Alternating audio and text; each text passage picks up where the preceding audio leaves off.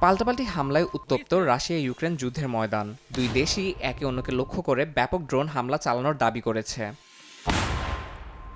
স্থানীয় সময় বুধবার রাশিয়ার বিভিন্ন অঞ্চলে শতাধিক ড্রোন হামলা চালায় ইউক্রেনীয় সেনারা। এতে রাশিয়ার তেল শোধনাগার ও বিদ্যুৎ কেন্দ্রে আগুন ধরে যায়। পরে এক বিবৃতিতে রুশ প্রতিরক্ষা মন্ত্রণালয় জানায়, ইউক্রেনের ছোড়া বেশিরভাগ ড্রোন ভূপাতিত করা হয়েছে। ক্ষয়ক্ষতির বেশিরভাগই হয়েছে ড্রোনের ধ্বংসাবশেষ থেকে।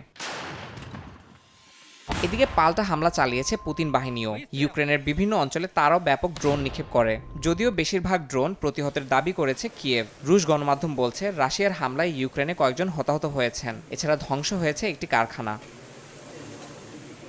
ইউক্রেনে স্থল অভিযানও জোরদার করেছে রাশিয়া। দেশটির প্রতিরক্ষা মন্ত্রণালয় জানিয়েছে, তারা পূর্ব ইউক্রেনের খার্কিভ অঞ্চলের একটি গ্রাম দখল করেছে। রুশ বাহিনীর দাবি, তারা গত কয়েক সপ্তাহ ধরে এই অঞ্চলে ব্যাপক সামরিক অভিযান চালায়। আর ইউক্রেন জানিয়েছে, তারা রুশ বাহিনীর এগিয়ে যাওয়া ঠেকাতে প্রতিরোধ চালিয়ে যাচ্ছে। এদিকে যুদ্ধের রসদ জোগাতে হিমশিম খাচ্ছে ইউক্রেন। এমন পরিস্থিতিতে দেশটির প্রেসিডেন্ট ভলোদিমির জেলেনস্কি জানিয়েছেন, জরুরি প্রকল্পগুলো চালিয়ে নিতে নিজ জনগণের অর্থায়ন থেকে সহায়তা নেওয়া হবে। ইয়াসিন মোহাম্মদ জিসান, সময় সংবাদ।